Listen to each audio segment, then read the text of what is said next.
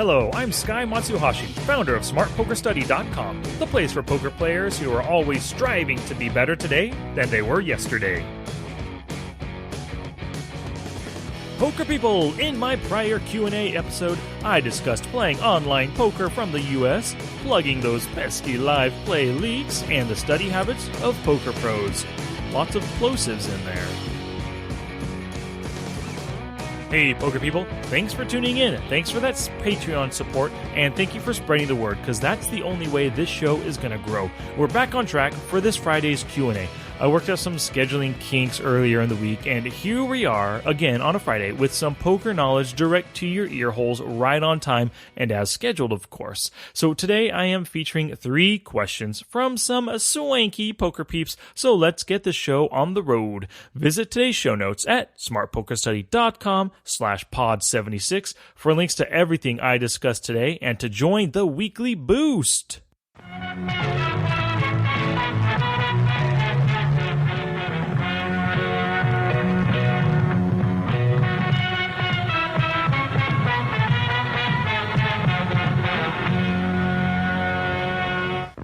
So this first question comes from yours truly. What's up, buddy? You missed last Tuesday's episode. What gives? I need my weekly poker strategy fix, and you're all I've got. Please return to your normally scheduled podcasting schedule, man. Schedule. Dig it, man. Love, your biggest fan, Sky Matsuhashi. Well, thanks for that question, Sky. And to be straight up honest with everybody out there, I really just overbooked myself for the first few weeks of the summer, and I was having a really tough time. But it won't happen again. So I am back on schedule with podcasts every single Tuesday and Friday, with Patreon subscribers getting the night before. And of course, you know, if you're a Patreon subscriber, you got today's episode Thursday night. So good on you, and thank you for that support that you're giving me through Patreon. And, you know, that is one of my podcasting goals right now, of course, to be on time and to stick to my schedule. My other 2 podcasting goals is to give killer content every single podcast to make this podcast worth your time. And the second goal, or the third goal, is to just improve my podcasting communication skills, you know, getting rid of the ums and ahs and the you knows. I just said you know in the sentence. Said it again, so I'm trying to get rid of those you knows. I say it way too often. Alrighty, so thanks much again for that question, Sky. I'll talk to you later, bro. Alrighty, so question 2 comes to us today from Gerald Pervall. Thank you so much for your response, Sky. I have another question that I hope you can help me with, and I hope I can word the question well enough that you understand what I'm trying to ask. Here goes. I bought James Split Suit Sweeney's Handreading Lab book when I was in Vegas. I started reading the first pages, and I realized I don't know what my ranges are. I mean, I'll look down at a hand and assess my position, look to see if anyone is called, raised, or whatever, and then decide if I would take action. But other than that, I don't know what my ranges are. Also, I don't know how to assign ranges to other people. I will assume that an early position player that raises pre-flop should have a good hand, and each position after EP's ranges should widen a bit, but that's the extent of my quote-unquote ranging. So, while I was reading the first pages and also looked at Split Suit's Flopzilla tutorial, I am still stumped on how to define my range given certain positions and find ranges of other players given their position. On top of that, how will I know if or when I'm right? I have primarily been a feel player with some success, but I want to incorporate my quote-unquote feel with good solid thinking, hand ranging, and math to become a better complete player. After being long-winded, I guess my question is, what are the baby steps I can take using Flopzilla and Split Suit's hand reading lab to better my game? Right now, it feels overwhelming. I hope all that made sense, and I understand it will take some time for you to respond. I will wait. A smiley face. Thank you, Gerald. Alrighty, well, thank you so much for that second question, Gerald. We answered a question from you last week and then now this week again because they are some good questions, so keep them coming in, of course. And, you know, regarding the ranges and everything, well, the first thing I want to talk about is you said it feels overwhelming. Absolutely, it feels overwhelming. What I really recommend you doing is making a list of the, just call it, you know, poker topics to study list, and just write down your list in bullet point form, you know, hand ranging, 3-betting, c-betting, whatever it is, the broad topics you want to study, and just hit them one at a time. And the second thing is, now you ask for some steps to hand reading. and I guess to become a better hand reader. So I have 3 steps for you today. The first step is to simply create your own opening ranges by position. And I have my ranges grouped, and I've discussed this before in prior podcasts, but I have them grouped by early position, middle position, cutoff, button, small blind, and big blind. If you're a 9 max player, then early position is under the gun +1, and MP1. I consider all 3 of those early position. And MP is MP2 and the hijack. And then, of course, is the cutoff, the button, the small blind, and the big blind. So even if you're a 9 max player, you can still break your position down to the main 6 positions.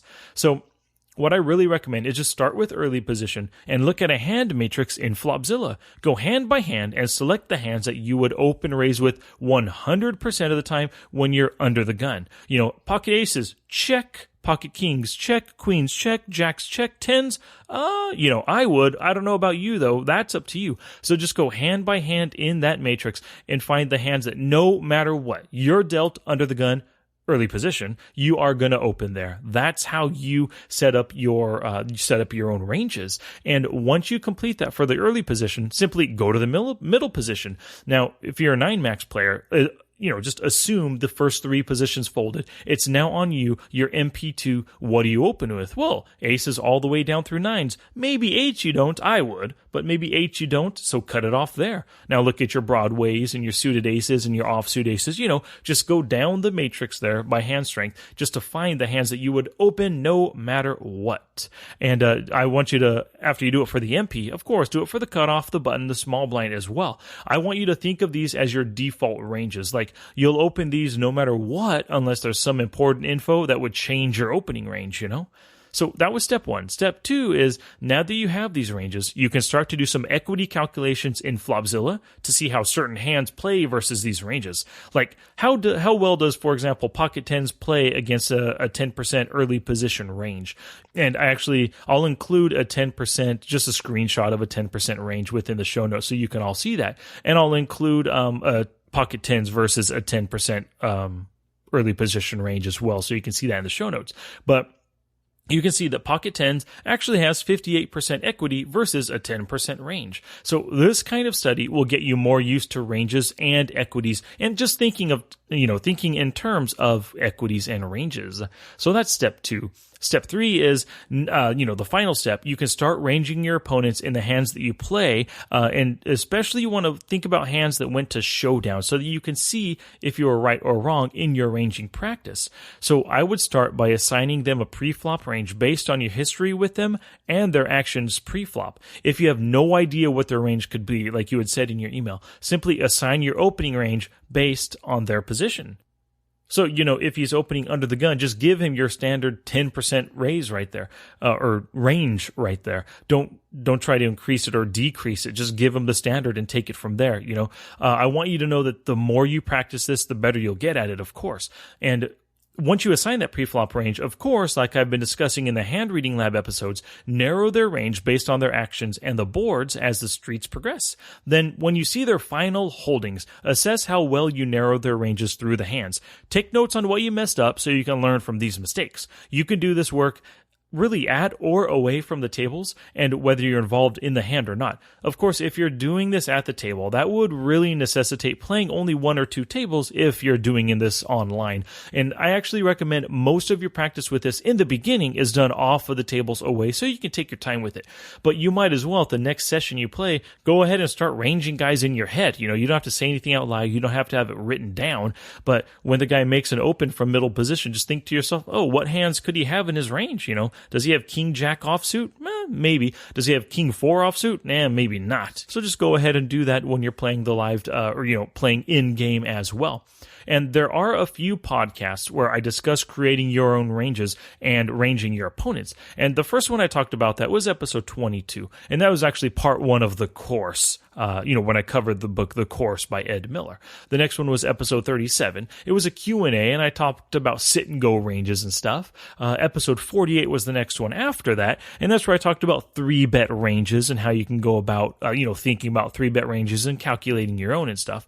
And then in episode 57, it was another Q&A where I talked about the small blind opening range. And if I remember right, this is an episode where I corrected an earlier podcast where I said my small blind opening range is only 14% or something.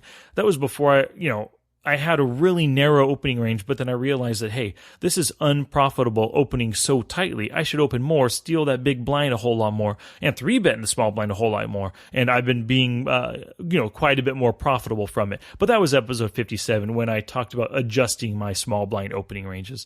And along with those, the hand reading lab series that I've currently got going on has a lot about hand ranging, of course. And you'll never know if your ranging is correct unless you get to see showdown or the opponent shows his cards. But the more you practice, and I mentioned this before, the more you practice, the better you'll get, and the more confident you'll feel in your ranging. When it comes to ranging, you'll often be incorrect because it's all about making assumptions on the way your opponent plays his hands. But with practice, you'll get better at making these assumptions, and by the end of the hand, you'll be more often in the ballpark rather than, completely outside the fences. And hand reading is totally overwhelming at first, like you had said, but you've just got to practice it, and over time, it will become a valuable skill, and probably the most important poker skill you'll ever have. Alrighty, thanks again for that email, Gerald, and keep them coming. So it's time for a quick Patreon plug. If you support me on Patreon, and I've talked about it a few times in this episode already, but you can get some exclusive poker strategy content that I won't deliver anywhere else. There are different levels of support, so make sure you visit www.patreon.com/smartpokerstudy to see the different support levels we got and the free stuff that you can get for being a supporter. So check it out. Alrighty, Radical, on to today's final question. This one comes from Angelo. Hi, Sky. I found your website through a blog post from www.exceptionalpoker.com. I've enjoyed what I've read about your 30-day challenge and feel it would help a lot. I am currently playing Micro Stakes Limit Holdem 6 Max. A few websites mentioned that playing Limit Holdem will give me an edge on my post-flop game, but the content on Limit Holdem is limited. How can I implement your study challenge with this barrier in mind? Looking forward to hearing from you, Angelo. Alrighty, well, thank you so much, Angelo. And when it comes to Limit Holdem, I really wish I could be more help to you regarding it. But I'll do my best right here.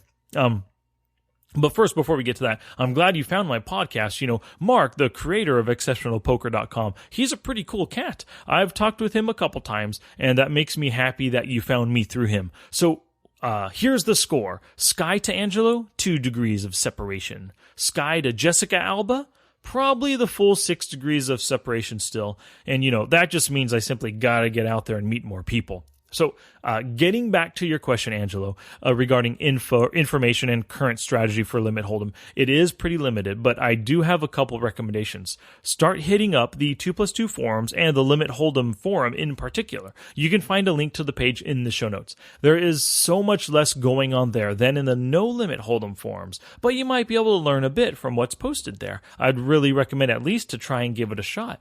And also, I know there's a lot of Limit Holdem books available. They may have been written years ago, but I'm sure that the math for different situations, I'm sure most of it still holds up, and probably most of the strategies will still work today as well. A long time ago, I read Winning Low Limit Holdem by Lee Jones, and that was a pretty darn good, and that taught me a whole lot about Limit Holdem. That's where I got my start, Limit Holdem and MTTs, or sit and goes really. But yeah, Limit Holdem was where I played a lot of 3, 6, and 4, 8 at the casino here.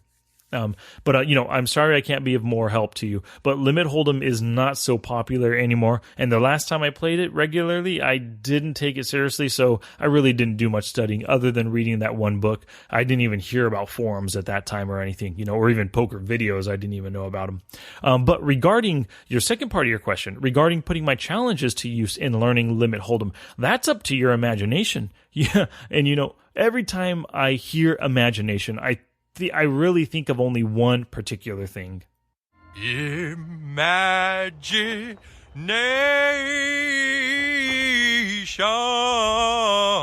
Imagination. Imagination. Imagination. Imagination. Imagination.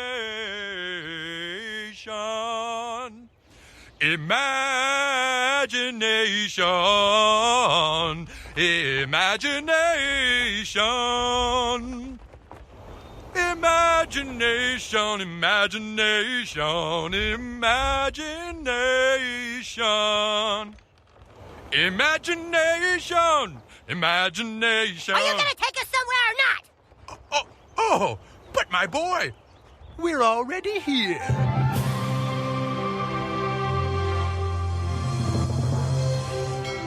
So if you haven't heard that song before, that's Imagination Land from a South Park episode called Imagination Land. It was a 3-part episode, and it was one of the best South Parks ever.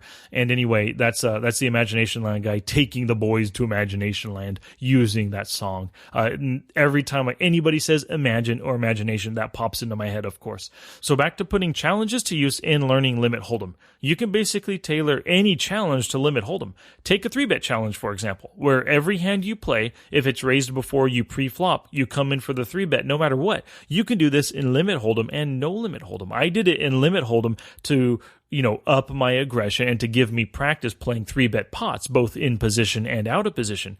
You can also do a 30-day challenge to run through the math of a Limit Hold'em drawing hand, maybe one problem or one hand every 30 days. You can do a 30-day challenge to post a hand in the Facebook discussion group or on a forum every day for 30 days. It's basically up to you to tailor the challenge to suit your Limit Hold'em learning needs.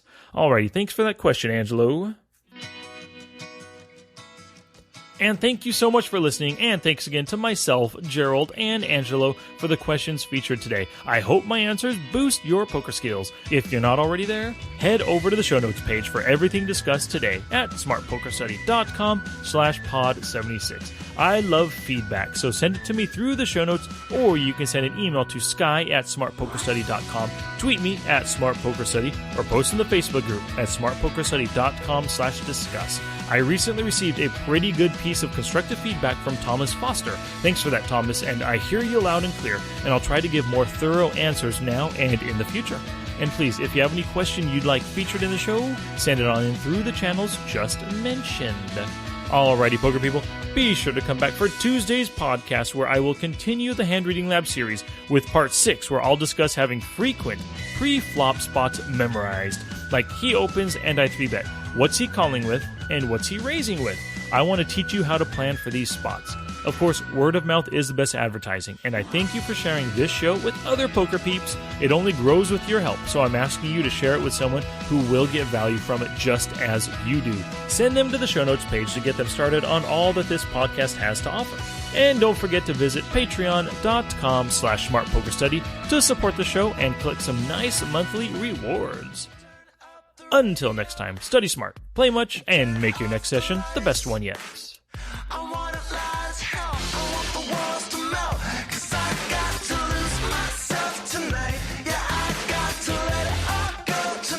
So